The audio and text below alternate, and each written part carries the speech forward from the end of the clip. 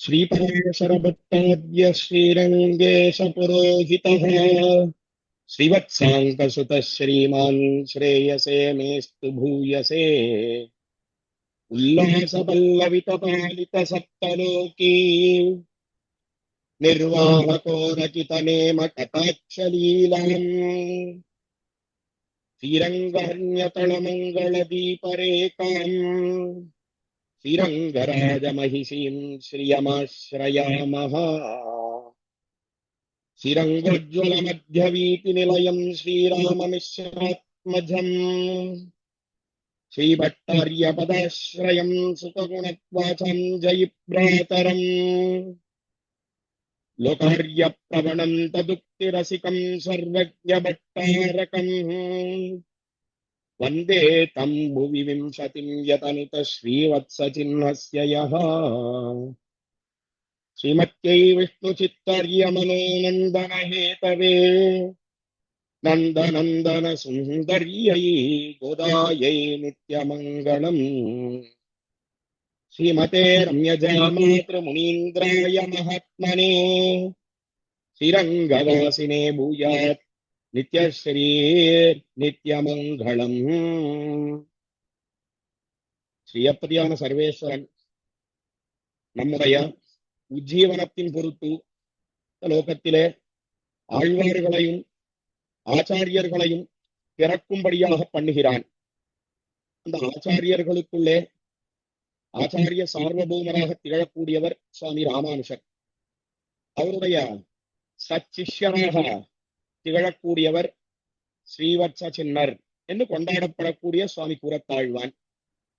அவர் விஷயமாக 20 ஸ்லோகங்கள் கொண்ட ஒரு ஸ்தோத்திர நூல்தான் பூரேஷபிம்சதி என்கிற திருநாமத்தோட கூடின பெயரோட கூடின ஸ்தோத்திரம். அந்த ஸ்தோத்திரத்தை கூரத்தாழ்வானுடைய திருப்பேரனாரான நடுவில் திருவீதி பிள்ள பட்டர் அருளி செய்தார். அதை நாம் இந்த கோஷ்டியிலே அனுபவித்து வருகிறோம். அதுல கீழே 9 ஸ்லோகங்கள் பர்யந்தம் அனுபவித்து நாம் தலை கட்டினோம். இதுல முக்கியமா எதை வெளியிடுகிறார் நடுவில் திருவீதி பிள்ள பட்டர் என்னால் 2 விஷயங்கள் முக்கியமா இந்த ஸ்தோத்திரத்திலே தெரிவிக்கப்பட்டிருக்கிறது. ஒண்ணு கூரத்தாழ்வானுடைய திவ்ய குணங்கள், கல்யாண குணங்கள். மற்றொன்னு முக்கியமா தம்முடைய நைச்சத்தை அனுசந்தானம் பண்ணுகிறார்.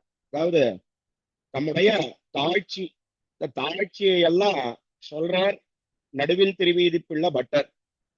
அதுதான் இந்த ஸ்தோத்திரத்துக்கே பிரமேயம் நாம் பார்க்கிறோம். அதுல இந்த 8 ஸ்லோகங்கள்ல சுருக்கமாக தெரிவிக்கப்பட்ட விஷயம் என்ன என்னால், முதல் ஸ்லோகத்திலே சுவாமி கூரத்தாழ்வானுக்கு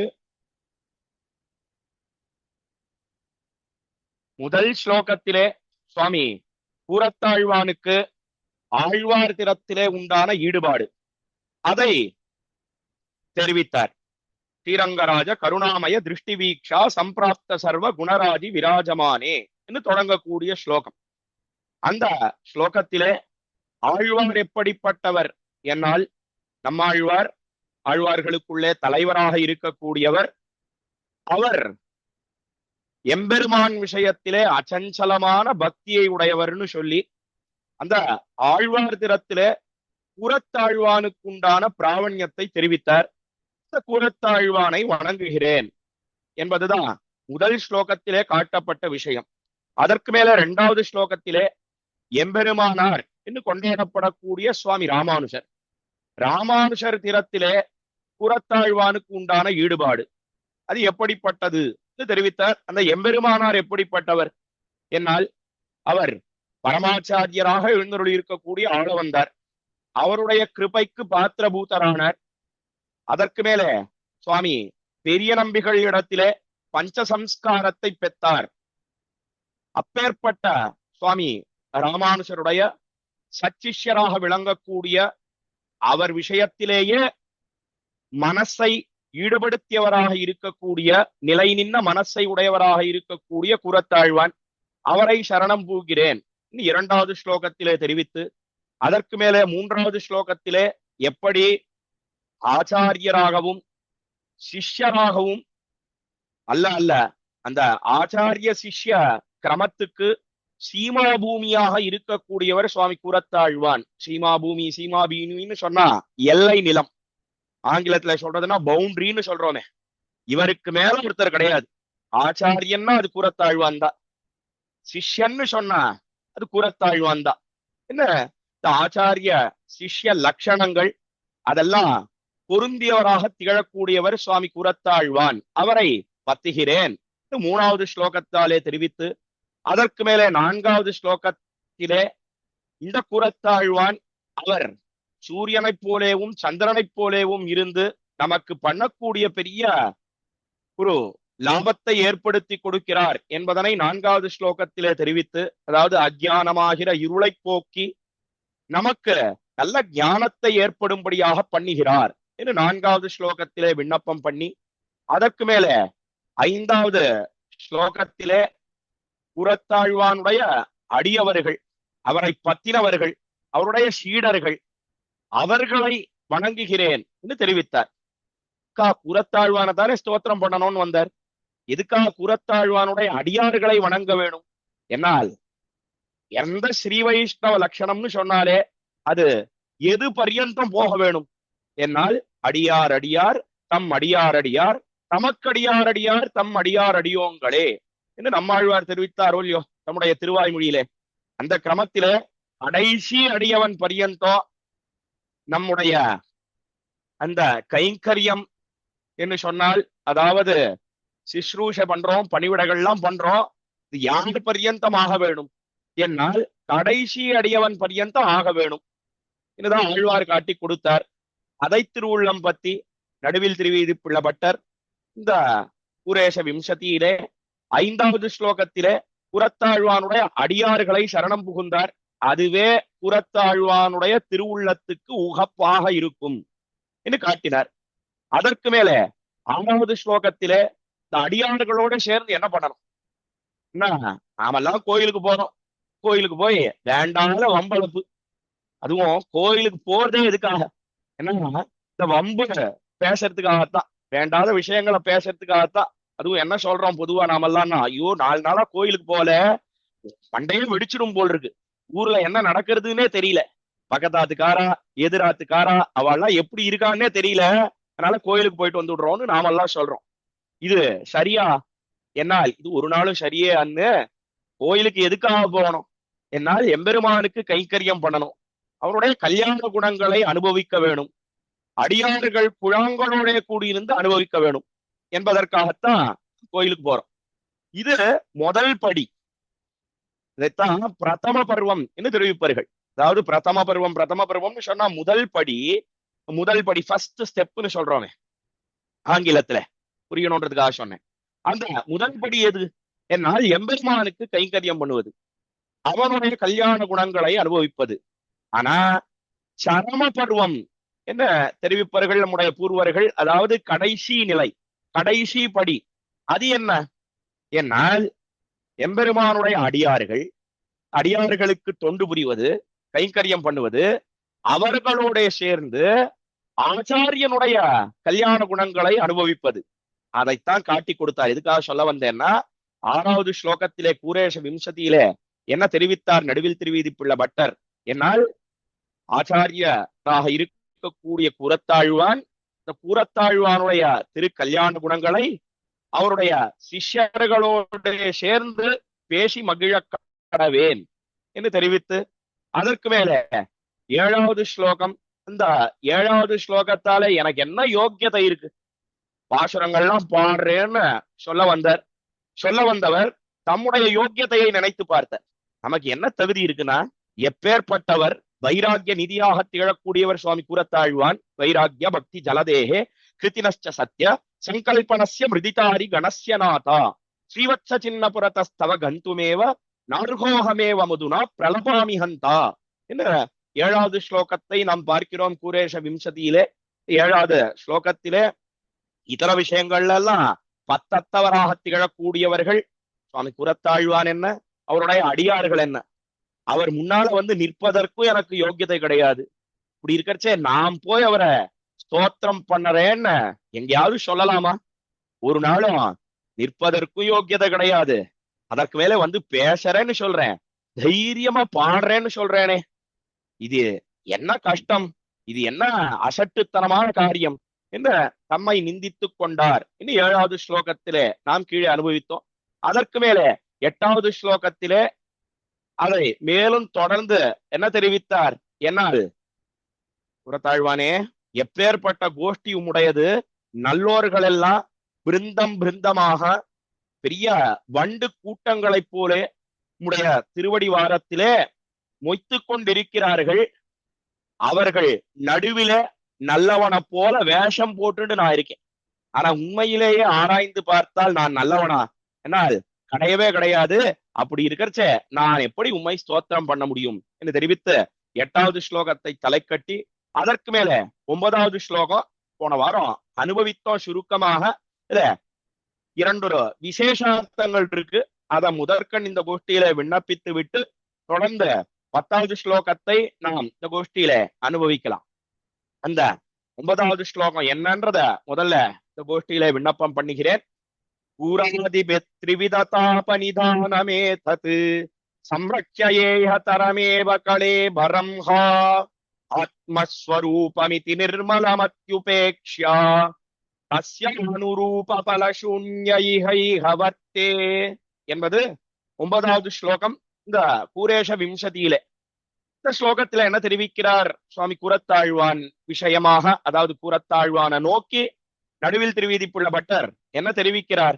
என்னால் கூரத்தாழ்வானே கூராதிபா என அவரை அழைக்கிறார். அதாவது கூரத்துக்கு அதிபதியாக இருக்கக்கூடியவர், கூர குலோத்தமராக இருக்கக்கூடியவர் சுவாமி கூரத்தாழ்வான்.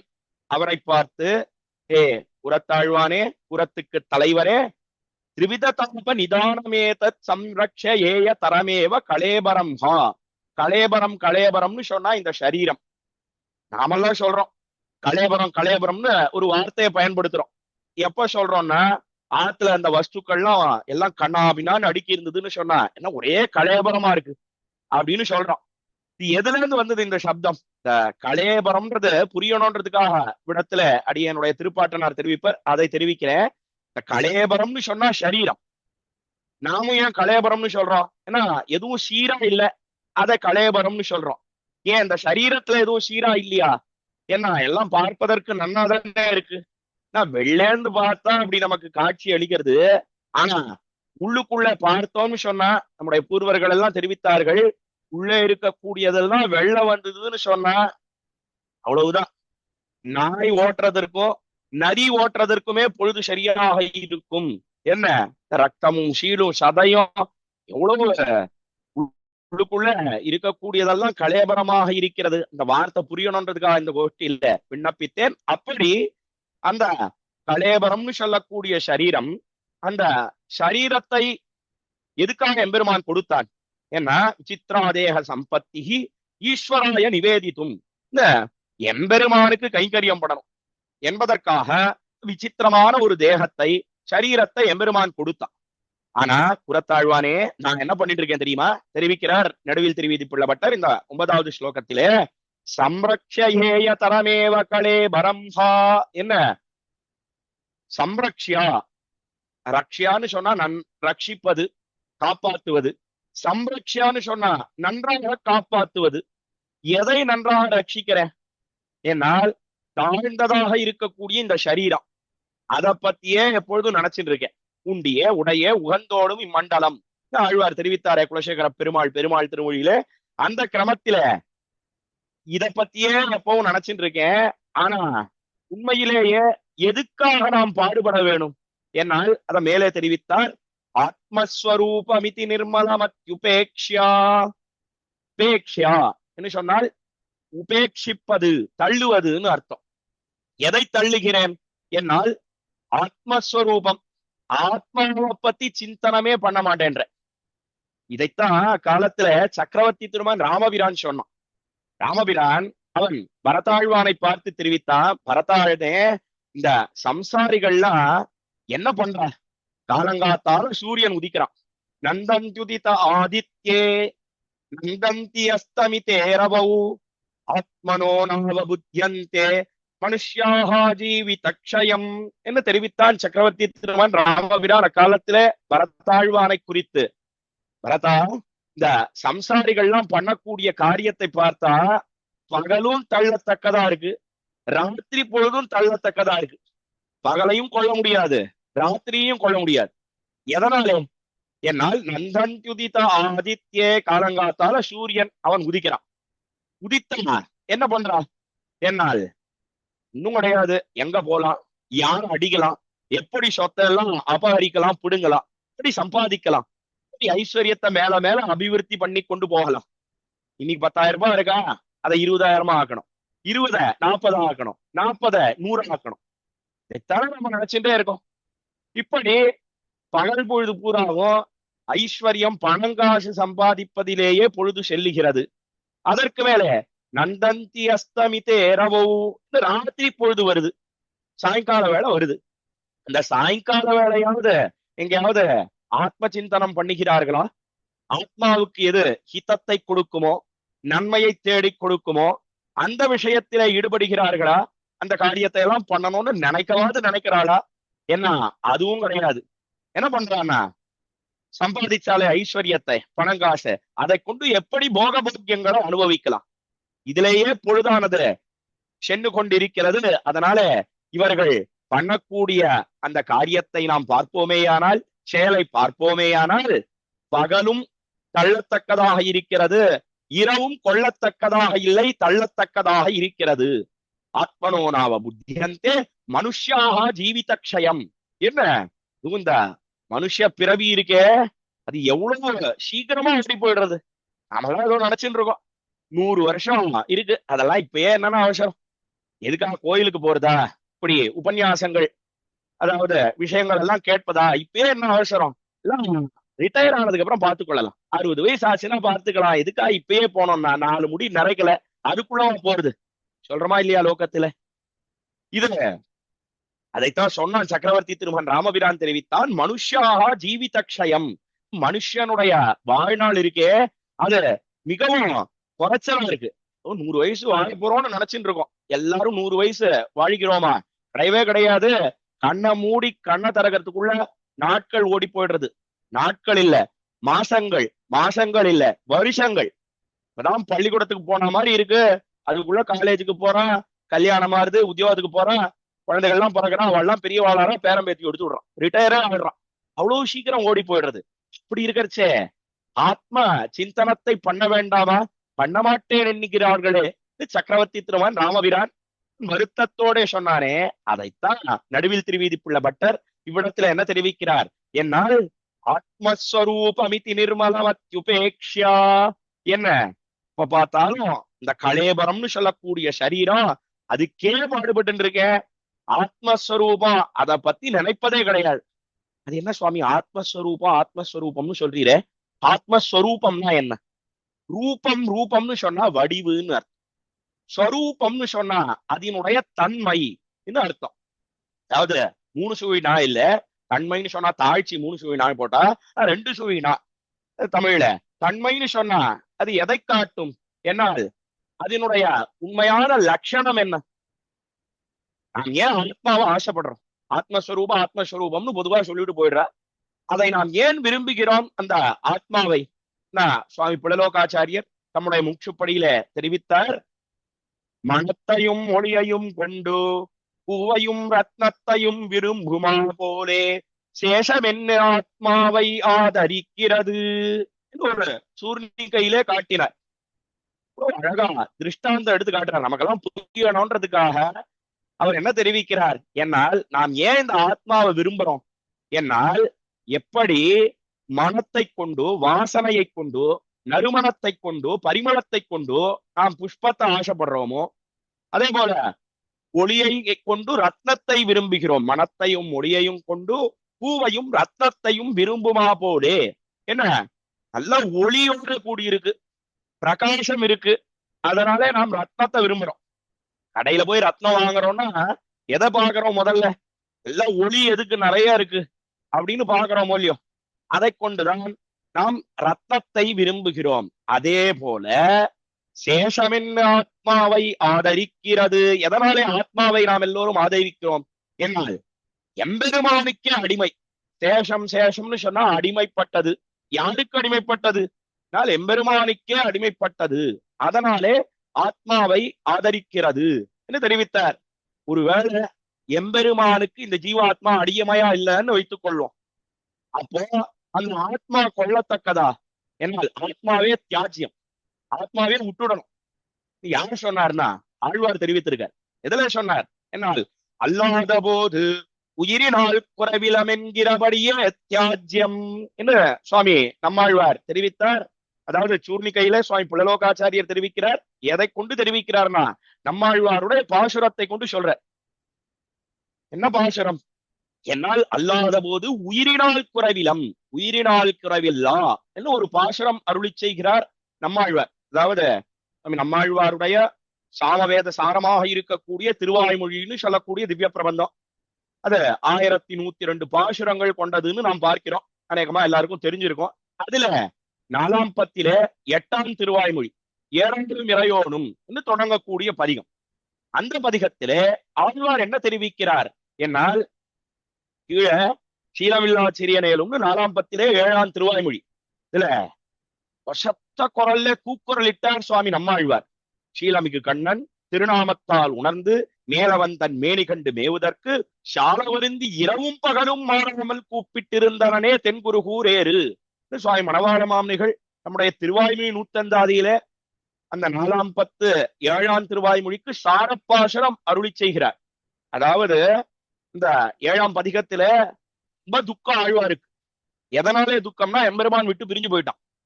இந்த திருவாய்மொழியிலேயே எம்பெருமான் என்ன பண்றான் என்னால் நம்மாழ்வாருடைய அந்த ஆசை, எம்பெருமானிடத்துல உண்டான பக்தி, இந்த பக்தியை வளர்க்க வேண்டும்.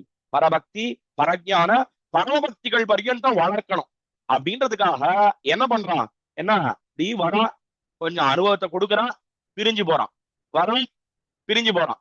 இப்படி மறுபடியும் மறுபடியும் மாத்தி மாத்தி ஆழ்வாருக்கு நிலைமையானது ஏற்படுகிறது. அதனுடைய வெளிப்பாடுதான் திருவாய்மொழி என்று நாம் பார்க்கிறோம்.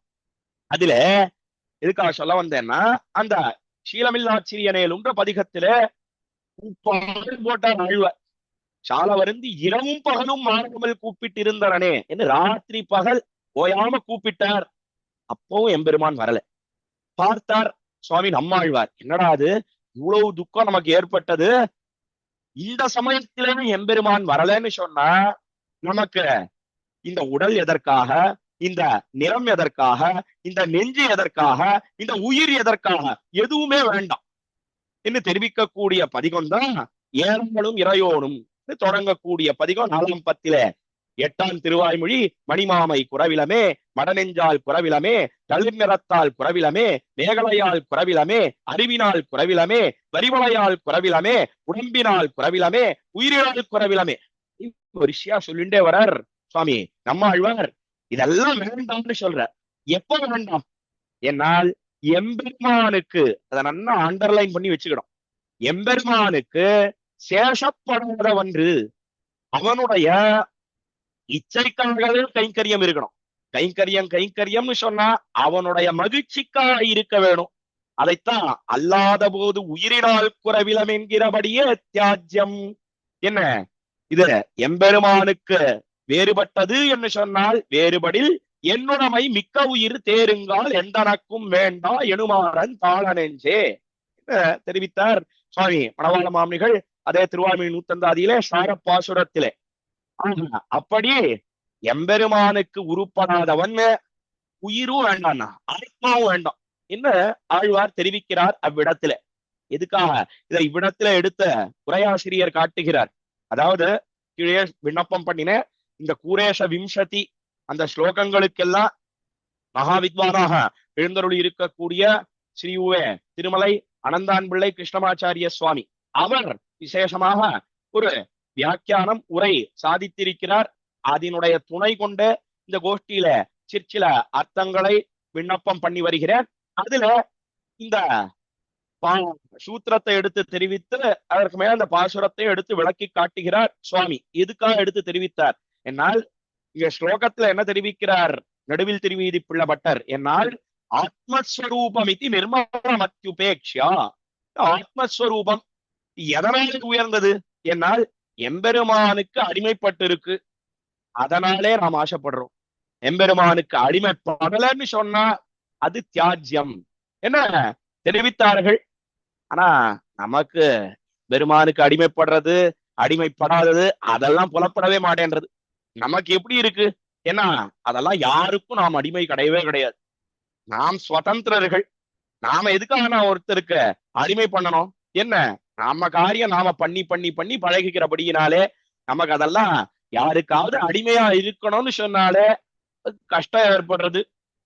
அந்த சேஷத்வன்றது நம்முடைய நெஞ்சில வரவே மாட்டேன்றது. அதுவும் பிரசங்காத நடந்த ஒரு வித்தாந்தத்தையும் இந்த கோஷ்டியில விண்ணப்பம் பண்ணிக்கிற காலத்துல பிள்ளைப்பெருமாள் ஐயங்கார்ன்ற சுவாமி எழுந்தருளி இருந்தார். அவர் அஷ்டப்பிரபந்தம்னு சொல்லக்கூடிய 8 பிரபந்தங்கள் தாமோ தமிழிலே அவர் பாடியிருக்கிறார். அதுல 108 திருப்பதி அந்தாதி என்ன 108 திவ்ய தேசங்கள் நாம பார்க்கிறோம். ஒவ்வொரு திவ்ய தேசத்துக்கும் அவர் பாசுரம் பாடிண்டே வர. அப்பொழுதோ அந்தந்த திவ்ய தேசத்துக்கு போய் எம்பெருமான்களை சேவிச்சுட்டு அந்தந்த எம்பெருமான்களுக்கு பாசுரம் பாடிக்கொண்டு வருகிறார். அப்பொழுதோ இந்த காஞ்சிபுரத்தில கள்வன் என்கிற திருநாமத்தோட எம்பெருமான் எழுந்தருளி இருக்கிறான். அந்த எம்பெருமானை சேவித்தார் பிள்ளை பெருமாள் ஐயங்கார். எம்பெருமானுடைய திருநாமம் என்ன, பேர் என்னன்னு கேட்டார். கேட்ட உடனே அவள்லாம் தெரிவித்தா கள்வன் எம்பெருமானுக்கு திருநாமம் சொன்னா. கேட்டாரோ இல்லையோ ஆச்சரியப்பட்டார். கள்வன்னா என்ன அர்த்தம்? கள்வன்னா திருடன்னு அர்த்தம். உடனே பாசுரம் பாடினார் அக்காலத்திலே பிள்ளை பெருமாள் ஐயங்கார்.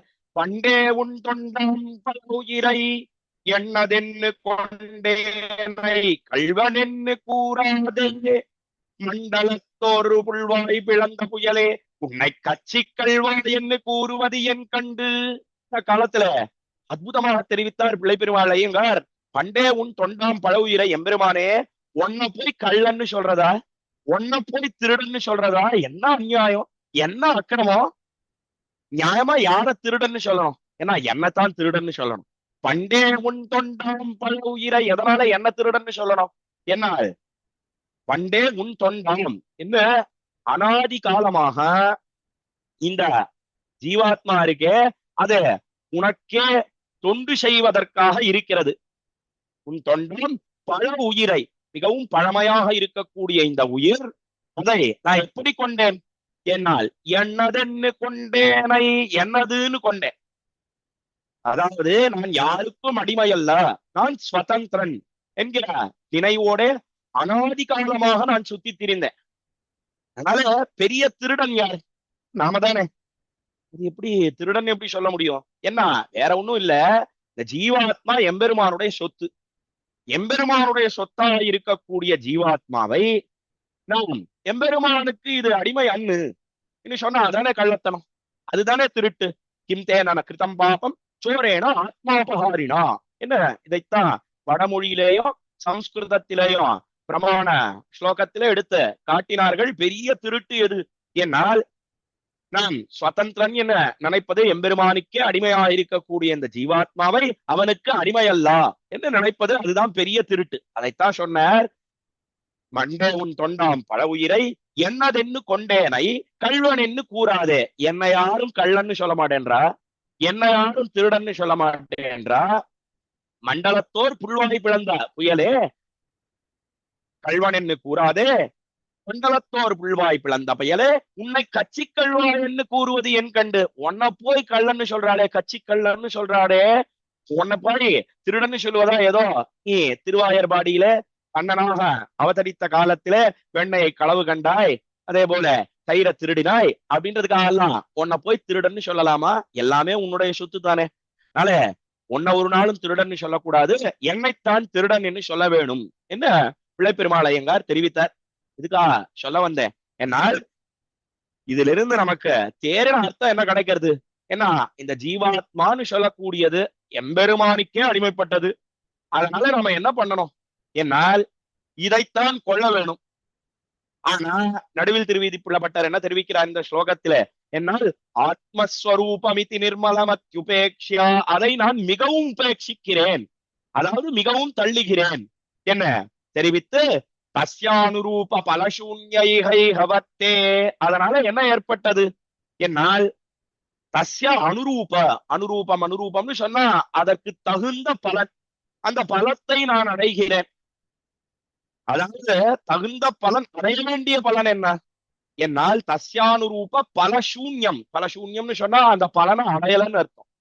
என்ன பலனை அடையவில்லை என்னால் மோட்சம்னு சொல்லக்கூடியது ஒரு பலம், அதாவது இந்த சம்சாரத்திலிருந்து விடுதலை. அதற்கு மேலும் இவர் என்ன ஆசைப்படுறார், எம்பெருமானுடைய கல்யாண குணங்களை அனுபவிக்க வேணும். அல்ல அல்ல, புறத்தாழ்வாருடைய கல்யாண குணங்களை அனுபவிக்க வேணும், இந்த லோகத்தில இருக்கும் காலத்தில அனுபவிக்க வேணும்னு ஆசைப்படுறாரோ இல்லையோ, அது கிடைக்காமல் போகிறது. அதற்கு காரணம் இந்த சரீரம். அது எப்படி இருக்குன்னா 3 விதமான தாபங்கள். இதை பத்தி போன்ற உபன்யாசத்திலேயே நாம் அனுபவித்தோம். புராதிபத் திரிவித தாப நிதானமேத்தது. என்ன ஆத்தியாத்மிகம் என்று சொல்லக்கூடிய தாபம் என்ன, ஆதி பௌதிகம்னு சொல்லக்கூடிய தாபம் என்ன, ஆதி தெய்வீகம்னு சொல்லக்கூடிய தாபம் என்ன. மூணும் ஆத்தியாத்மிகம்னு சொல்லக்கூடியது அது சரீரத்துக்கு ஏற்படக்கூடிய உபாதைகள், எத்தனையோ வலி எல்லாம் நமக்கு வருது. மனசுக்கு ஏற்படக்கூடிய கஷ்டம், வேதனை, அதை ஆத்தியாத்மிகம் என்று தெரிவிப்பார்கள். அதற்கு மேல ஆதி பௌதிகம் என்று சொன்னால் பட்சிகள், அதே போல விலங்கு, அதற்கு மேல மனுஷர்கள், இவர்களால ஏற்படக்கூடிய இன்னல்கள், அதற்கு ஆதி பௌத்திகம் என்று பெயர். அதற்கு மேல ஆதி தெய்வீகம்னு சொன்னா இந்த பஞ்சபூதங்கள் இருக்கே, சூரியன் வெப்பம் போட்டு தபிக்கிறது அல்லது ஒரே குளிர், அதனாலே ஏற்படக்கூடிய தாபத்துக்கு ஆதி தெய்வீகம் என்று பெயர். 3 விதமான தாபங்களுக்கும் கொள்கலமாக இருக்கக்கூடியது எது என்ன, இந்த சரீரம் தானே, சம்சார சம்பந்தம் தானே. அதை நான் ரொம்ப கொண்டு எதை தள்ளுகிறேன் என்னால் ஆத்மஸ்வரூபம், அதுல எனக்கு அபேட்சையே இல்லை, உபேட்சை இருக்கிறது. அதனால கிடைச்சது என்ன என்னால் சூன்யம்தான், ஒரு பலனும் கிடைக்கல. தஸ்யானுரூப பலசூன்ய இகைக வர்த்தே. இங்கேயே நான் வாசம் பண்ணுகிறேன் என்று தெரிவித்த 9வது ஸ்லோகத்தை தலை கட்டினார் நடுவில் திருவீதி பிள்ளபட்டர்.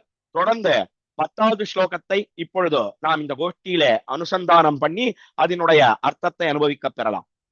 ஞாத்வாப்யகிருத்ய கரணம் விஹிதா பிரவృத்திம் க்ரூர பிரமத்தைவ ஜாத்மனுதா பசூன்யஹ பாபாக்ருதிஸ்த்வதனுபந்திஷு சஜ்ஜனேஷு பூராதிபாஹமபி ஹிருஷ்டமனாச்சராமி என்பது இந்த 10வது ஸ்லோகம்.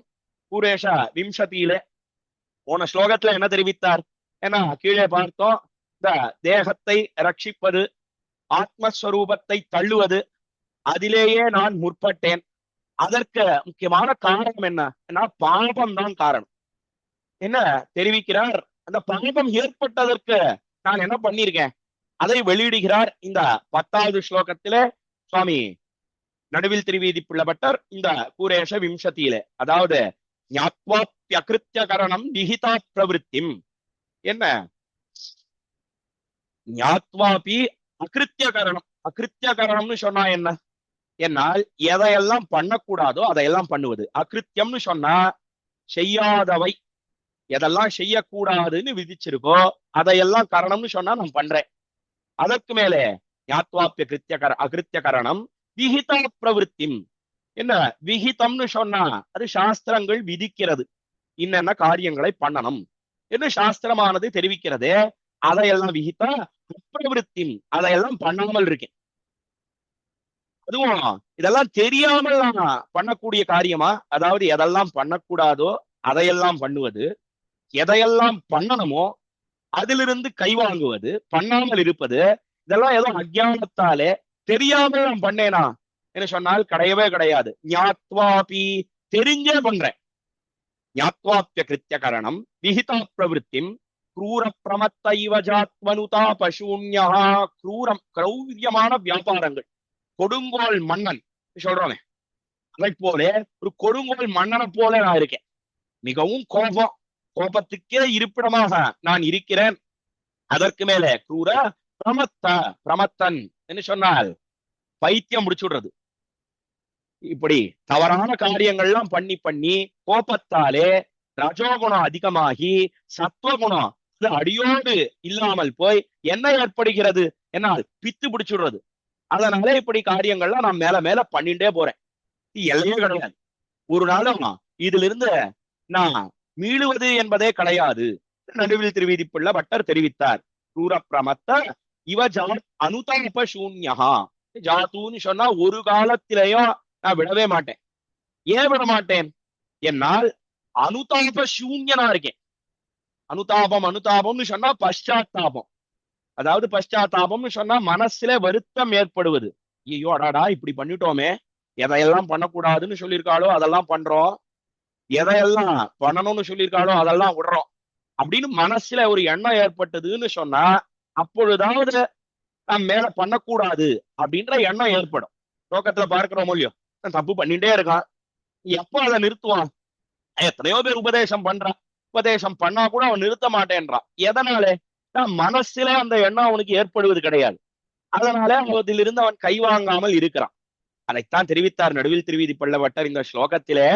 இதெல்லாம் என்னைக்கு கைவிடலாம்? ஏன்னா மனசுல பశ్చాத்தாபம் ஏற்பட்டதுன்னா, அனுதாபம் ஏற்பட்டதுன்னா இதையெல்லாம் விட்டுடலாம். ஆனா அனுதாப சூன்யனாக நான் இருக்கிறேன், அனுதாபம் பశ్చాத்தாபம் ஏற்படவே இல்லை என்ன தெரிவித்தார். அதனால என்ன ஏற்பட்டது? என்னால் பாபாகிருதி ஸ்வதனுபந்திஷு சஜ்ஜனேஷு பாபாகிருதி. பாபாகிருதி சொன்னா என்ன அர்த்தம்? நான் பாபமே வடிவெடுத்தவனாக இருக்கிறேன் தெரிவித்தார் திருமங்கையாழ்வார் தம்முடைய பெரிய திருமொழியில. திருவேங்கடமுடையான பத்தி மங்களாசாசனம் பண்றார் திருமங்கையாழ்வார் பெரிய திருமொழியில முதல் 10ல 9ஆம் திருமொழி.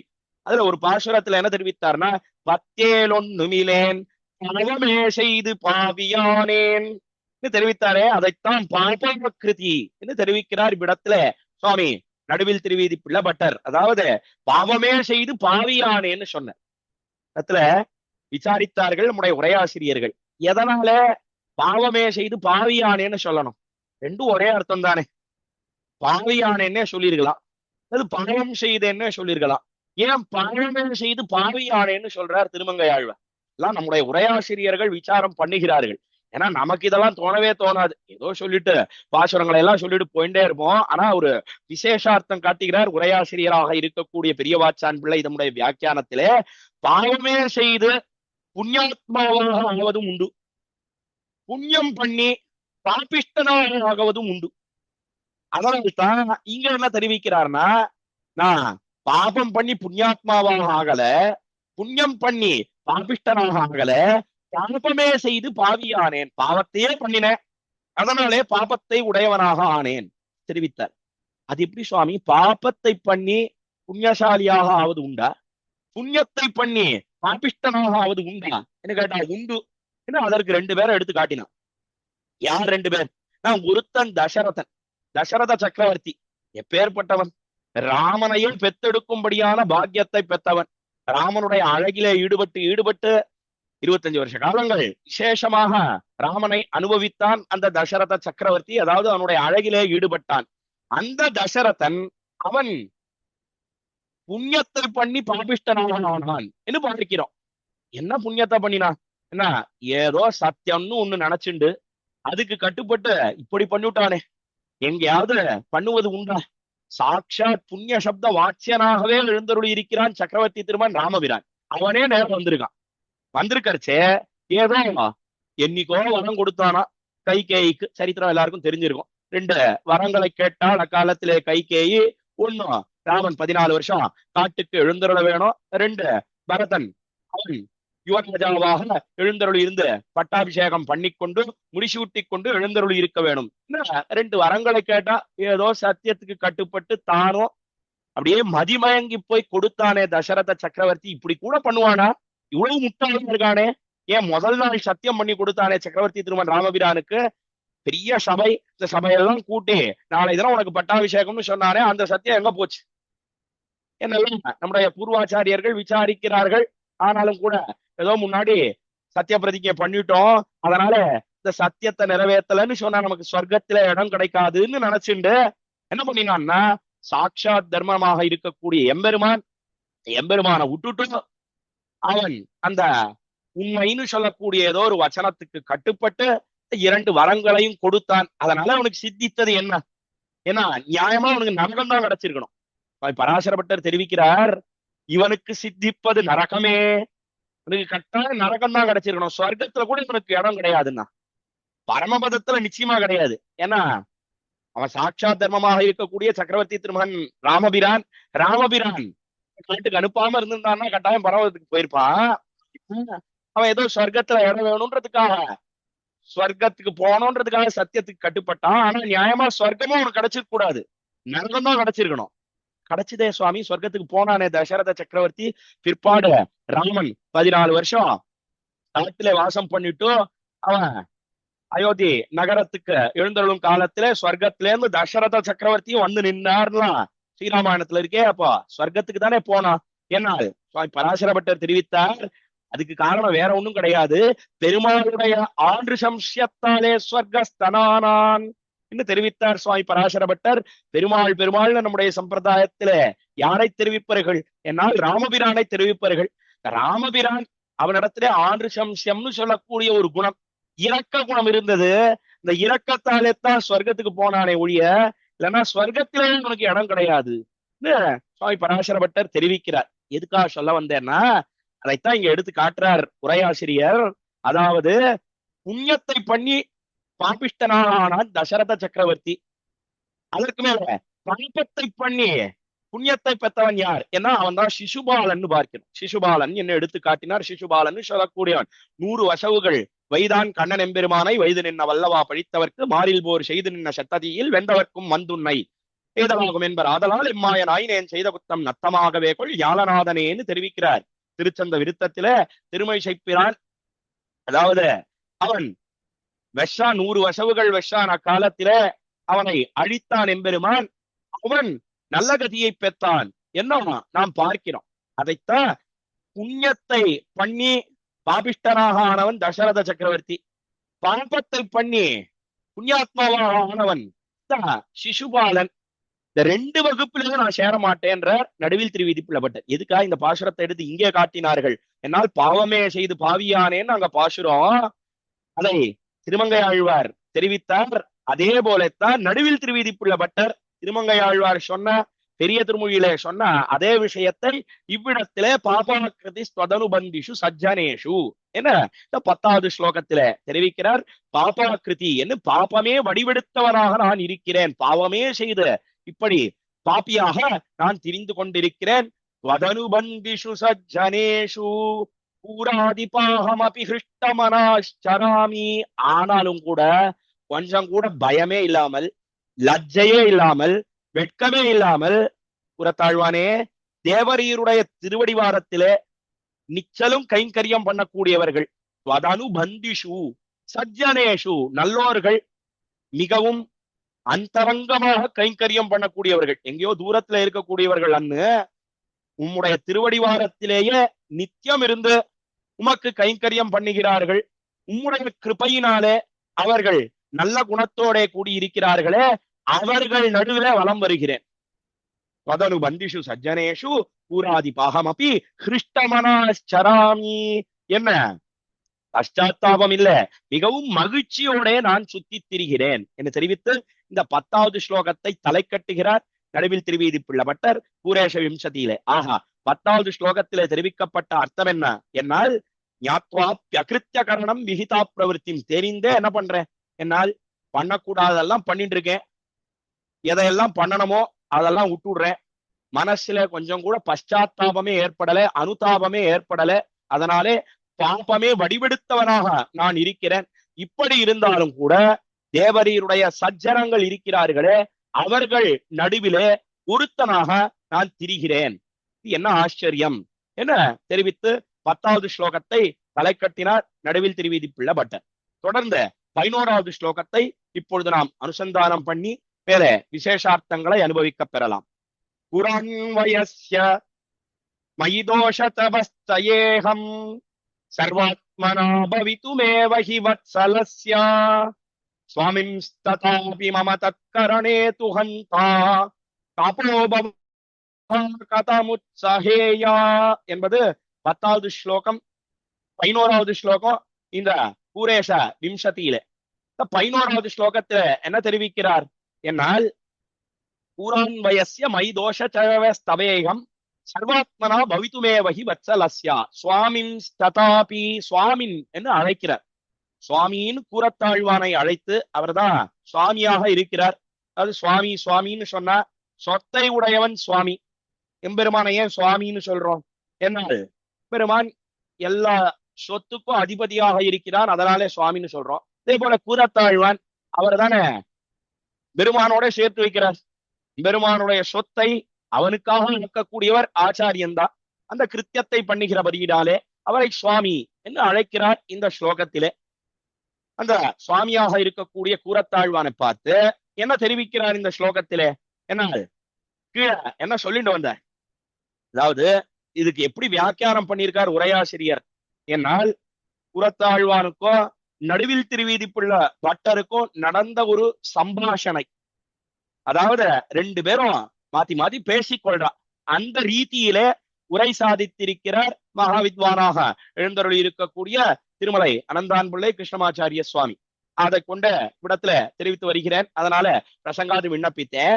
கூறத்தாழ்வான் என்ன பண்ணார்? அவர் பார்த்தார். 8, 9, 10 ஆகிய ஸ்லோகங்களை நாம் அனுபவித்தோம். அதுல நடுவில் திருவீதிப்புள்ள பட்டர் என்ன தெரிவித்தார்? என்ன, எனக்கு யோக்கியத்தையே கிடையாது, ஸ்தோத்திரம் பண்றேன்னு தொடங்கினார். 7வது ஸ்லோகத்துல என்ன பார்த்தோம்? என்னால் பிரலபாமிஹந்தா நார்கோமே மதுனா பிரலபாமிஹந்தா, என்ன ஏதோ ஸ்லோகம் உம்மை பத்தி ஸ்தோத்திரம் பண்ணணும், பிதத்த வேணும், நான் வந்திருக்கேன்னு சொன்னார். அதற்கு மேல என்ன தெரிவித்தார்னா, ஐயோ நான் போய் ஸ்தோத்திரம் பண்ணலாமா, எனக்கு என்ன யோக்கியத்தை இருக்கு, உம்ம முன்னாடி நிற்பதற்கே எனக்கு தகுதி கிடையாதுன்னு சொன்னார். அதற்கு மேல இதுக்கெல்லாம் காரணம் என்ன? என்ன இந்த சரீரம் அதுக்கே பாடுபட்டு இருக்கேன், ஆத்மஸ்வரூபத்தை தள்ளுட்டேன் அப்படின்னு சொன்னார். அதற்கு மேலும் என்ன தெரிவித்தார்? என்ன இதுக்கெல்லாம் முக்கியமான காரணம் என்ன? என்னால் விகிதத்தை பண்ணாமல் இருக்கிறேன், விதித்ததை பண்ணாமல் இருக்கிறேன், அதற்கு மேல எதெல்லாம் பண்ணக்கூடாதோ அதெல்லாம் பண்ணிட்டு இருக்கேன் என்ன தெரிவித்தார் என்று கீழே பார்த்தோம். இதையெல்லாம் கேட்டார் சுவாமி கூறத்தாழ்வான். கேட்டுட்டு நடுவில் திருவீதிப்புள்ள பட்டரை பார்த்துட்டு என்ன தெரிவித்தார்? என்னால், ஓய் நடுவில் திருவீதிப்புள்ள பட்டரே, நீர் ஸ்தோத்திரம் பண்ணணும்னு ஆரம்பிச்சீரோ இல்லையோ, பேசாம ஸ்தோத்திரம் பண்ண வேண்டித்தானே, இதுக்கா இதெல்லாம் சொல்லிட்டு இருக்கீர்? இதெல்லாம் ஸ்தோத்திரம் பண்ணுவதற்கு என்ன தடையா இருக்கா? இதெல்லாம் தடுக்கிறதா? ஒருவேளை இதெல்லாம் மோட்சம் போவதற்கு வேணா தடையா இருக்கலாம். மோட்சம் போவதுன்னு சொன்னா என்ன? சம்சாரத்திலிருந்து விடுதலை அடைவது, அதற்கு வேணா தடையா இருக்கலாமே ஒழிய, என்னை ஸ்தோத்திரம் பண்ணுவதற்கு உனக்கு என்ன போய் தடை? நீ பாட்டுல ஸ்தோத்திரம் பண்ண வேண்டித்தானே, வந்த காரியம் என்னவோ அதை பார்க்க வேண்டித்தானே, எதுக்காக அனாவசியமா எதையோ பேசிட்டு இருக்கீ? ஸ்தோத்திரம் பண்றதுன்னு சொன்னா ஏதோ ஆரம்பிச்சு அதை கேட்கலான்னு நாமும் ஆசைப்பட்டு இருக்கோம். அப்படி இருக்கச்சே நீ இப்படி ஸ்தோத்திரம் பண்ணாமல் எனக்கு யோக்கியதை இல்லை, இங்க காரணம் பாப்போம், சரீரம் அதை பத்தியே பாடுபட்டு இருக்கேன், இப்படி எல்லாம் சொல்லிட்டு இருக்கீர, எதுக்காக வீணா அனாவசியமா இதையெல்லாம் பேசிக்கொண்டிருக்கிறீர் என்ன கூறத்தாழ்வான் கேட்பதாக வியாக்கியானம் பண்றார் சுவாமி. அப்படி கூறத்தாழ்வான் கேட்க அதற்கு பதிலாக அமைந்ததுதான் இந்த 11வது ஸ்லோகம். என்ன நாம் பார்க்கிறோம்? 11வது ஸ்லோகத்துல என்ன தெரிவிக்கிறார்? என்னால் புராதிப திரிவிததாப நிதானமே தத்து என்ன 9வது ஸ்லோகத்துல சொன்னார்னு பார்த்தோம். இங்க புரன்வயசிய மயி தோஷ ஜயஸ்தவேகம், என்ன அழ்வானே, நான் ஸ்தோத்திரம் பண்ணணும்னு தான் முற்பட்டேன், ஆனா இந்த ஸ்தோத்திரம் எப்படி இருக்கு? என்னால் சொற்குத்தம் என்ன, பொருள் குத்தம் என்ன, எல்லாம் வடிவெடுத்ததாக இருக்கிறது. அப்படி இருக்கச்சே எனக்கு ஸ்தோத்திரம் பண்ணுவதற்கு ஆசையே வரலன்னா, இப்படி குத்தத்தோட இருக்கக்கூடியதையா உமக்கு சமர்ப்பிப்பது? ஸ்தோத்திரம் ஸ்தோத்திரம்னா என்ன? அதெல்லாம் ஸ்தோத்திரம் என்பதற்கு நாம் அர்த்தத்தை புரிந்து கொள்ள வேணும். ஸ்தோத்திரம்னு சொன்னா அது எம்பெருமான் விஷயத்திலேதான் இருக்கக்கூடிய ஒண்ணு, ஆச்சாரியர்கள் விஷயத்திலே இருக்கக்கூடிய ஒண்ணு, மத்த பேர் விஷயத்திலே கிடையவே கிடையாது. ஸ்தோத்திரம் நாம கிமாமனந்திகவயா யத்யன்ய தீயான் குடான் அந்யத்ர த்வசதோ திரோப்பியபணிதி சாதர்ஹி வந்தியாத்வயின்னு அதற்கு ஒரு விளக்கமே கொடுத்தார், டெபனிஷனே கொடுத்துட்டார். யார் கொடுத்திருக்காருன்னா கூறத்தாழ்வான் கொடுத்திருக்கார் தம்முடைய ஸ்ரீஸ்தவத்திலே. அதாவது மத்த பேர் விஷயத்துல இல்லாததை இருக்குன்னு சொல்றது, அதற்கு ஸ்தோத்திரம்னு பேர். அந்த தோஷம் எம்பெருமான் இடத்துல உண்டா? என்னால் கிடையவே கிடையாது. ஏன்னா எல்லா குணங்களும் அவனிடத்துல இருக்கிறது. அப்படி இருக்கச்சே இதுல குத்தம் வருவதற்கு எப்படி வாய்ப்பு உண்டு? எதனால இப்படி சொல்ற? இந்த ஸ்லோகத்துல தேவரீரை பத்தி ஸ்தோத்திரம் பண்ணணும்னு நான் வந்தேன், பாசுரங்கள்லாம் பாடணும்னு வந்தேன். ஆனா அது தோஷ பூயிஷ்டமா இருக்கு, தோஷங்கள் நிறைந்ததாக இருக்கிறது. அதனால எனக்கு வருத்தம் ஏற்பட்டு நிறுத்தி விட்டேன் அப்படின்னு சொல்றாரு நடுவில் திருவீதி பிள்ளை பட்டர். எதனாலே தோஷம் ஏற்படுகிறது என்று கேள்வி. சமாதானம் யார் தெரிவிச்சிருக்காரு? இதே போலத்தான் ஆச்சாரியராக இருக்கக்கூடிய பராசர பட்டரும் எம்பெருமான் விஷயத்துல சொன்னார். பெரிய பெருமாள் விஷயத்திலே, ஸ்ரீ ரங்கநாதன் விஷயத்திலே ஆச்சாரியராக இருக்கக்கூடிய சுவாமி பராசர பட்டர் அவர் தெரிவித்ததை கூரத்தாழ்வான் விஷயத்தில நடுவில் திருவீதி பிள்ளை பட்டர் தெரிவிக்கிறார் என்று நாம் பார்க்கிறோம். அவர் என்ன தெரிவித்தார்? அவரும் இதே போலத்தான், அதாவது பராசர பட்டர் அவர் பெரிய பெருமாளை ஸ்ரீரங்கநாதனை ஸ்தோத்திரம் பண்றேன்னு ஆரம்பிச்சுட்டு எனக்கு தகுதி இல்லைன்னு சொன்னார்.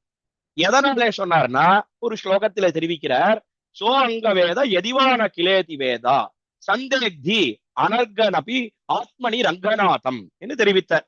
அதாவது இந்த வேதம் இருக்கே, அந்த வேதமே என்ன பண்றது என்னால் எம்பெருமான் அவனுடைய பெருமை, அந்த பெருமை எம்பெருமானாலேயே அளவிட்டு அறிய முடியுமா என்ன அது சந்தேகப்படுகிறது. அதாவது எம்பெருமானுடைய குணங்கள், அந்த குணங்கள் இன்ன அளவுபடுத்தி அறிய முடியுமோ என்ன? ஒரு நாள் அறியவே முடியாது. ஸ்தோத்திரம் பண்றேன்னு சொன்னா என்ன ஏற்படுறது என்னால் நாம் அவனுடைய குணங்கள், உதாரணத்துக்கு சொல்றதுன்னா அவனுடைய திருக்கண்கள் தாமரையை போல இருக்கிறது, தாமரை மலரை போல இருக்குன்னு சொல்ற ஆழ்வார்கள்லாம் பாசுரம் பாடுற. அதே போல ஆச்சாரியர்கள் ஸ்தோத்திரம் எல்லாம் அனுகிரகிக்கிறார்கள். எதுக்காக அப்படி சொல்றா? ஏன்னால் நமக்கு புரியணும் அப்படின்றதுக்காக ஏதோ ஒண்ணு சொல்றா. ஆனா அதுவே ஒரு குறையில கொண்டு போய் தள்ளுகிறது. என்ன குறையில கொண்டு போய் தள்ளுகிறது என்னால் சம்சாரிகளான நாமெல்லாம் என்ன நினைக்கிறோம்னா, ஓஹோ எம்பெருமானுடைய திருக்கண்கள்னா தாமரை எவ்வளவு சிவந்திருக்கோ அவ்வளவுதானா அப்படின்னு நினைக்கிறோம். அல்லது அவனுடைய திருமேனி அது தங்கத்தை போல நன்னா பிரகாசிக்கிறது, நன்னா ஒளியோட கூடி இருக்கிறது. கட்டுரைக்கில் தாமரை நின்கண் பாதங் கையொவ்வா சுட்டுரைத்த நண்பொன் உன் திருமேனி ஒளி ஒவ்வாது ஒட்டுரைத்தி உலகுன்னை புகழ்வெல்லாம் பெரும்பாலும் பட்டுரையாய் புட்கென்னே காட்டுமாள் பரஞ்சோதி தெரிவிக்கிறார் நம்மாழ்வார் நம்முடைய திருவாய்மொழியில 3ஆம் பத்து முதல் திருவாய்மொழி முடிச்சோதியாலைன்னு தொடங்கக்கூடிய திருவாய்மொழி. அதுல என்ன பண்ணார் என்னால் கட்டுரைக்கில் தாமரை நின்கண் பாதம் கையொவா, முதல்ல தாமரையை ஒத்தது அவனுடைய திருக்கண்கள், அதே போல திருவடி தாமரைகள், அதே போல கண் பாதம் கை திருக்கைகள் எல்லாமே தாமரையை ஒத்ததுன்னு சொன்னா அப்புறம் யோசிச்சு பார்த்தார், ஐயோ இதுவே பழியாக ஏற்படும். எதனாலே? சம்சாரிகள் அப்படி நினைச்சிடுவா, அவ்வளவுதான் அவனுடைய சிவப்புன்னு சொன்னா தாமரை மலர் எவ்வளவு சிவந்து இருக்கோ அவ்வளவுதான் போல் இருக்குன்னு எல்லாரும் நினைச்சிடுவா அப்படின்னுட்டு என்ன மாத்திட்டாருன்னா, உண்மையிலேயே அது ஒரு நாளும் சமமாக ஆகாது தெரிவித்தார். அதே போலத்தான் சுட்டுரைத்த நன் பொன், இந்த பொன் தங்கம் இருக்கே, தங்கத்தை நன்னா நெருப்பில காய்ச்சறது, அதனுடைய அழுக்கெல்லாம் நீக்கிட்டோ என்ன பண்றான், லோகத்திலே நடக்கக்கூடிய ஒண்ணு, இந்த தங்கத்துல இருக்கக்கூடிய அழுக்கெல்லாம் நீக்கிட்டோ அத ஒரு தராசுல வைக்கிறான். தராசுல வச்சுட்டோ இன்னொரு தராசுல ஒரு குந்துமணியை வைக்கிறான். குந்துமணியை வச்சுட்டோ இந்த தங்கம் ஒரு குந்துமணி பொன் என்ன தெரிவிக்கிறான் என்று நாம் லோகத்திலே பார்க்கிறோம். எங்கேயாவது அந்த குந்துமணிக்கு தங்கம் சமமாக ஆகுமா? ஒரு நாளும் சமமாக ஆகவே ஆகாது. அதனாலேயே அதை பார்த்துட்டே தங்கம் அழுதுத்தான் என்ன ரசமாக ஒரு ஸ்லோகம் தெரிவிக்கிறார்கள். ஹெம்னத் கேதோன தாகேன சேதேன கஷனேனவா ஏததேத மகன் துக்கம் எத் புஞ்சா சமதோலனம் ஒரு ஸ்லோகத்தை எடுத்து தெரிவித்தார்கள். பிரசங்காது விண்ணப்பிக்கிற இந்த கோஷ்டியில ஒரு சமயம் இந்த தங்கம் ஓன்னு அழுதுன்றதுதான். அழுதுன்ற உடனே அந்த தங்கத்தை பார்த்து, தங்கமே தங்கமே நீ ஏன் அழறாய்? ஒருவேளை இந்த நெருப்பில உன்னை போட்டு காய்ச்சறோமே அதனால அழுகிறாயா? அல்லது உரகல்ல நன்னா போட்டு தேய்ன்னு தேய்க்கிறோமே ஹேம்ன கேதோன தாகேன சேதேன கஷனேனவா என்ன உன்னை நன்னா வெட்டுறோமே அதனாலே அழுகிறாயா? அல்ல போட்டு நன்னா தேய்ன்னு தேய்க்கிறோமே அதனாலே அழுகிறாயா? உடம்புல இருக்கக்கூடிய அழுக்கெல்லாம் நீக்கிறோமே அதனாலே அழுகிறாயா என்று கேட்டா இதெல்லாம் ஒரு காரணமும் கிடையாது. ஏததேவ மகன் துக்கம் எத்முஞ்சா சமதோலனம், எல்லாத்தையும் பண்ணிட்டோ கடைசியில ஒரு தராசில என்னையும் வச்சுட்டோ இன்னொரு தராசில ஒரு குந்துமணியும் வச்சுட்டோ இந்த குந்துமணிக்கு சமமானு சொல்லுகிறாயே அதனால்தான் நான் அழறேன் என்று தங்கம் தெரிவித்ததான் அக்காலத்துல என்ன ஒரு ஸ்லோகத்துல எடுத்த காட்டுகிறார்கள். எதுக்காக சொல்ல வந்தேன்னா, இந்த தங்கமே குந்துமணிக்கு சமமாக ஆகாதுன்னு சொன்னா எங்கேயாவது எம்பெருமான் போய் தங்கத்துக்கு சமமாக ஆவானா? ஆனா நமக்கு புரியணும்ன்றதுக்காக ஆழ்வார்கள்லாம் என்ன பண்றா? என்னால் தங்கம் எப்படி நன்னா பிரகாசிக்கிறதோ அதை போல அவனுடைய திருமேனி அதுவும் ஒளியோட கூடி இருக்கிறது. என்ன ஆழ்வார்கள் பாசுரம் பாடுகிறார்கள், ஆச்சாரியர்கள் தெரிவிக்கிறார்கள். இது என்ன தோஷத்தை ஏற்படுத்துறது? அதைத்தான் நடுவில் திருவீதி புள்ளப்பட்டார் இங்க சொல்றார். எதனாலே ஸ்தோத்திரம் பண்ணேன்னு முற்பட்டவர் எப்படி பராசர பட்டரும் அங்கே தெரிவித்தாரோ, எம்பெருமானே உடைய குணங்களை எல்லாம் பாடி முடிக்கவே முடியாது, உன்னுடைய குணங்களை ஒன்னாலேயே பேச முடியாது, தனக்கும் தன் தன்மை அறிவறியான், எம்பெருமானுடைய தன்மை அதை எம்பெருமானாலேயாவது அறிய முடியுமா? என்னால் ஒரு நாளும் அறியவே முடியாது. அப்படி இருக்கக்கூடிய நீ, அப்படி இருக்கிறச்ச என்னால உன்னை பேசி முடிக்க முடியுமா? ஒரு நாளும் பேசி முடிக்கவே முடியாது. இது எப்படி இருக்கு? என்னால் உன்னுடைய குணங்கள் பெருமை அதையெல்லாம் மறைக்கும்படியாக இருக்கிறது என்னுடைய ஸ்தோத்திரம். எல்லாம் கண்ணெச்சில் வராமல் இருக்கணும்ன்றதுக்காக திருஷ்டி தோஷம் கழிப்பதை போல என்னுடைய ஸ்தோத்திரமானது இருக்கிறது. சுவாமி பரமேஸ்வர பட்டர் தெரிவித்தார். அவ்விடத்துல எனக்கு யோக்கியதை இல்லைன்னு சொன்னார். அதே போல ஆச்சாரியரோ இல்லையோ, ஆச்சாரியராக இருக்கக்கூடியவர் பராசர பட்டர், நடுவில் திருவீதி புள்ள பட்டருக்கு ஆச்சாரியராக இருக்கக்கூடிய பராசர பட்டர் பெரிய பெருமாள் விஷயமாக சொன்னார். சிஷ்யராக இருக்கக்கூடிய நடுவில் திருவீதி புள்ள பட்டர் அவர் புறத்தாழ்வான் விஷயமாக தெரிவிக்கிறார். என்ன தெரிவிக்கிறார்?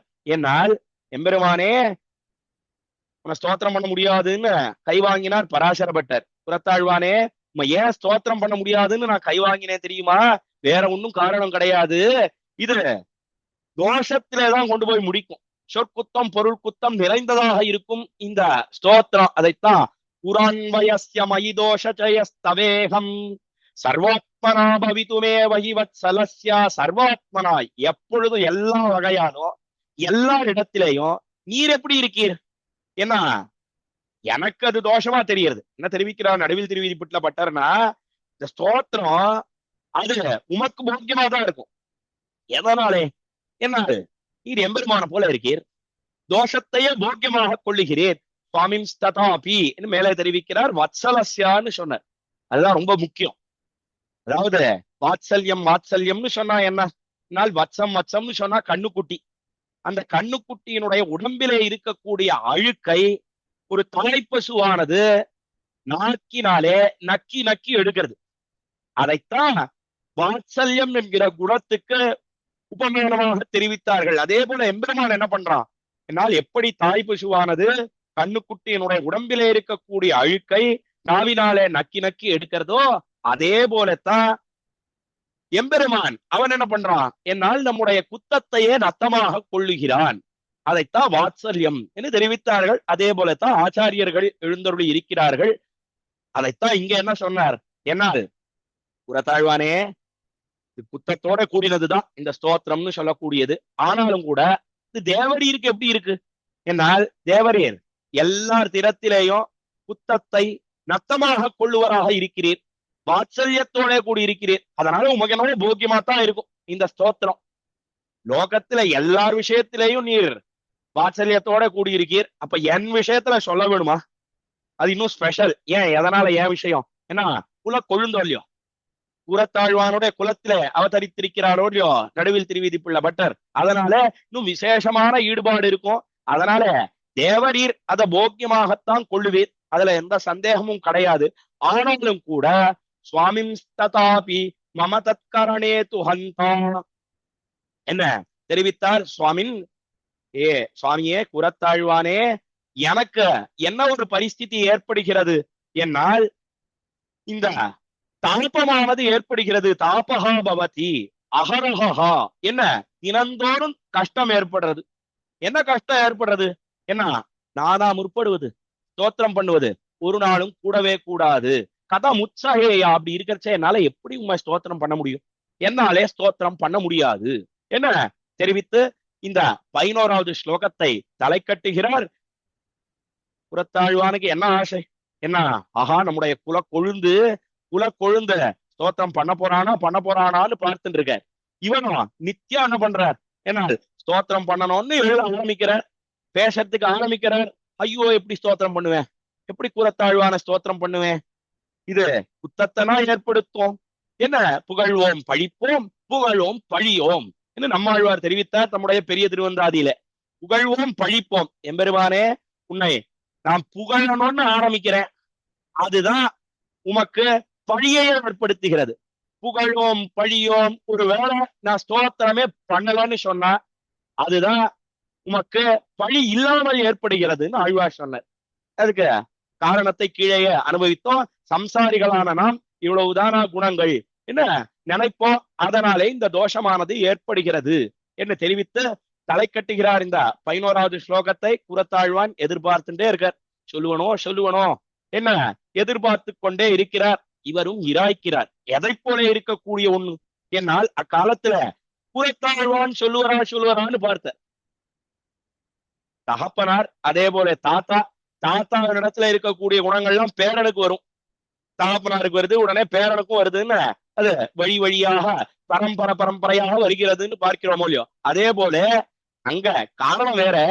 குரத்தாழ்வான் அவர் சொல்லுவரான்னு பார்த்த அவர் என்ன சொல்லுவரான்னு பார்த்த ஏன்னா எம்பெருமான சுவாமி ராமானுஜர் கூரத்தாழ்வான் அவர் அர்த்தங்களை எல்லாம் அருளி செய்து திருவாய்மொழிக்கு காலக்ஷேபம் பண்ணி அதை கேட்கணும்னு ஆசைப்பட்டார். ஏன்னா கூரத்தாழ்வானுடைய மேதாவிலாசம், அவருடைய வைதுஷ்யம், அதாவது மேன்மை தங்கிய ஞானம், அதை பத்தி நன்னா தெரியும் சுவாமி ராமானுஜருக்கு எம்பெருமானாருக்கு. அதனால நம்மாழ்வாருடைய திருவாய்மொழி, இந்த திருவாய்மொழிக்கு இவர் அர்த்தங்களை எல்லாம் சொல்லணும்.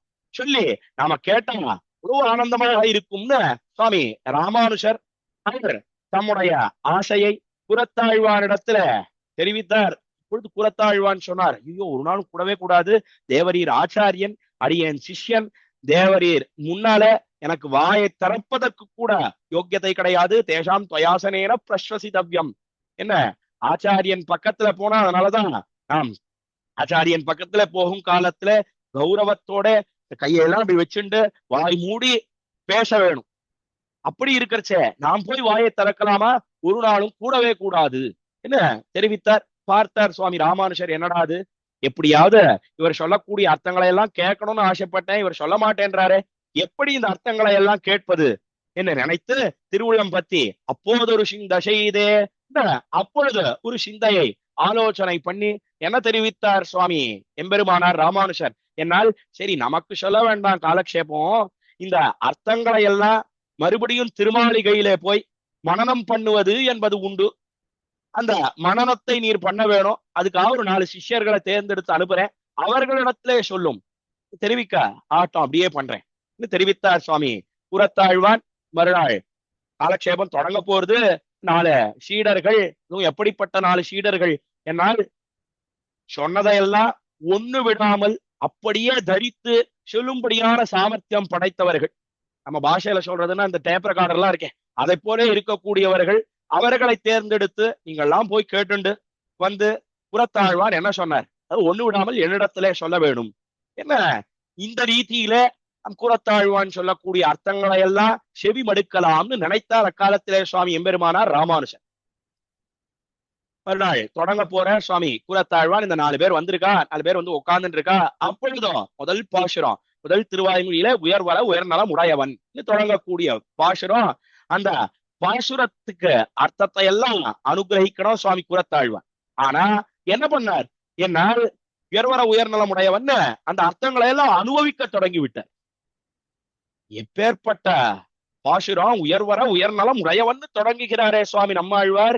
எத்தனையோ பேர்கள் லோகத்தில அவர்கள் எல்லாம் எம்பெருமானுக்கு குணமில்லை, விக்கிரகம் இல்லை, விபூதி இல்லை என்ன தெரிவிக்கக்கூடியவர்களுடைய கழுத்தை பிடித்தா போல, இடத்தை பிடித்தா போல நலமுடையவன் என்று தொடங்குகிறாரே, குணமுடையவன் என்று தொடங்குகிறாரே நம்மாழ்வார்னு அனுபவிக்க தொடங்கிவிட்டார். ஒரு நாளும் காலக்ஷேபம் பண்ணக்கூடியவர்கள், உபன்யாசம் பண்ணக்கூடியவர்கள் எல்லாம் சொன்னா அவர்களுடைய அனுபவமானது ஓரளவு கட்டுப்படுத்தப்பட்டிருக்க வேணும். பரிபூர்ணமா அனுபவிச்சா ஒரு நாளும் அர்த்தம் சொல்லவே முடியாது. ஆனா குரத்தாழ்வான் மாறுதலாக பரிபூர்ணமாக அனுபவித்தார். உயர்வர உயர்நலம் உடையவன் அப்படியே மயக்கம் போட்டு கீழே விழுந்துட்டார். சிஷ்யர்கள்லாம் ஓடியே போனா சுவாமி எம்பெருமானாருடைய ஸ்ரீ மடத்துக்கு, ராமானுஜருடைய மடத்துக்கு போய் இதெல்லாம் காலக்ஷேபம் நடந்ததுன்னு சொன்ன உடனே அப்படியா என்ன சொன்னார்னு அவனோட கேட்டார். அக்காலத்துல சுவாமி எம்பெருமானார் என்ன சொன்னாரா? உங்களுடைய சிஷ்யர் ஒரு நாளும் காலக்ஷேபம் சொல்ற போவது கிடையாது, ஒரு நாளும் உபன்யாசம் பண்ணவே மாட்டார், உயர்வர உயர்நலம் உடையவன்னார். அப்படியே வாங்கி கீழே விழுந்துட்டார். அப்படின்னு சொன்ன உடனே ஓடோடி வந்தார் அக்காலத்திலே சுவாமி ராமானுஜர். வாரீர், ஆழ்வீர், ஆழ்வீர், எழுந்திரும். என்ன, அவரை ஆழ்வீர்னு அழைத்தார் அக்காலத்திலே சுவாமி கூரத்தாழ்வானை. எடுத்து மடியில இட்டுக்கொண்டு முதுகை தடவி அக்காலத்தில மயக்கம் தெளியும்படியாக பண்ணினார் சுவாமி கூரத்தாழ்வானுக்கு சுவாமி ராமானுஜர். பிற்பாடு எழுந்திருந்தார். ஓ, அபச்சாரம் ஏற்பட்டது, ஆச்சாரியன் வந்து நம்ம எடுத்து மடியில போட்டுண்டாருன்னு கொஞ்சம் விலகி இருந்து அவர் ஆஸ்வாசப்படுத்தி கொள்ளும்படியாக எம்பெருமானார் பண்ண, அவர் வீத்திருக்கிறார், அமர்ந்திருக்கிறார் சுவாமி கூரத்தாழ்வான். அப்பொழுது சுவாமி ராமானுஜர் தெரிவித்ததுதான் என்ன, என்னால் அந்த காலத்துல பத்துடை அடியவர் கிளியவன் 6 மாசம் மோகித்தார் நம்மாழ்வார்னு கேள்விப்பட்டிருக்கோம். ஆனா அவரை சேவித்தது கிடையாது. அந்த குறை தீர இன்றைய தினம் உம்மை சேவித்தோம், நீர்தான் ஆழ்வார், எழுந்திரும்னு தெரிவிக்க, அப்பொழுது சுவாமி கூரத்தாழ்வான் தெரிவித்தார், தேவரீருடைய திருவாக்காலே ஆழ்வார்னு அடியனுக்கு திருநாமம் கிடைத்தது பரம பாக்கியம், பெரும்பேரு. ஆனாலும் கூட ஆழ்வார்னு சொன்னா கொஞ்சம் கௌரவம் தோத்த இருக்கு, இர்விகுதியிலே கூடாது, அன்விகுதியிலே இருக்க வேணும். அதனால ஆழ்வான் என்னே தேவரீர் அடியனுக்கு திருநாமம் சாத்த வேணும், பெயர் கொடுக்க வேணும் என்று தெரிவிக்க, அன்றைய தினத்திலிருந்து கூரத்தாழ்வான் என்று பிரசித்தமான திருநாமம் ஏற்பட்டதுன்னு சரித்திரம் பார்க்கிறோம். எதுக்காக சொல்ல வந்தேன்னா, அப்படி கூரத்தாழ்வான் எம்பெருமானுடைய குணங்களிலே ஈடுபட்டு ஆழ்ங்கால் பட்டு அவர் மேல காலக்ஷேபம் சொல்லல. அவர் சொல்லுவரான்னு எம்பெருமானார் பார்த்தார், ராமானுஷர் பார்த்தார். அதே போல இங்க கூரத்தாழ்வான் என்ன பண்றார், என்னால் நடுவில் திருவேதி புள்ளப்பட்டர் அவர் மேல ஸ்தோத்திரம் பண்ணுவரோன்னு பார்க்கிறார். ஆனா இவர் இராய்க்கிறார். எதனால இராய்க்கிறார்னா, எனக்கு யோக்கியத்தை கிடையாது, தகுதி கிடையாது. அங்கே அனுபவிச்சார், மயங்கி கீழே விழுந்தார் கூரத்தாழ்வான். இங்க இவர் தெளிந்திருந்த நமக்கு என்ன யோக்கியதை இருக்கு, யோக்கியதை கிடையாது, அதனாலே ஸ்தோத்திரத்தை தொடர முடியாது என்று தெரிவித்து 11வது ஸ்லோகத்தை தலை கட்டுகிறார். ஆக 11வது ஸ்லோகத்திலே நாம் அனுபவித்த அர்த்தம் என்ன, கூரத்தாழ்வானே உம்மை பத்தி ஸ்தோத்திரம் பண்ணணும்னு நான் தினந்தோறும் நினைக்கிறேன். ஆனா அது மிகவும் குத்தத்தோட கூடியிருக்கு. என்னதான் தேவரீருக்கு போக்கியமாக இருந்தாலும் கூட, தேவரீர் வாத்சல்யத்தோட கூடியிருந்தாலும் கூட அடியேனுக்கு உற்சாகம் ஏற்படலைன்னா. எதனால உற்சாகம் ஏற்படல என்னது, இப்படி குத்தத்தோட கூடினா உன்னையா தேவரீர் திருமுன்பே விண்ணப்பம் பண்ணுவது என்று கைவாங்குகிறேன் என்று தெரிவித்த 11வது ஸ்லோகத்தை தலை கட்டுகிறார். தொடர்ந்த 12வது ஸ்லோகம் தொடங்கி அடுத்த பகுதியிலே நாம் அனுபவிக்க பெறலாம் என்று தெரிவித்து இன்றைய உபன்யாசத்தை நிறுத்துகிறேன். அடியே நிலையவில்லி ஸ்ரீநிதி ஸ்ரீராமானுஜதாசன்.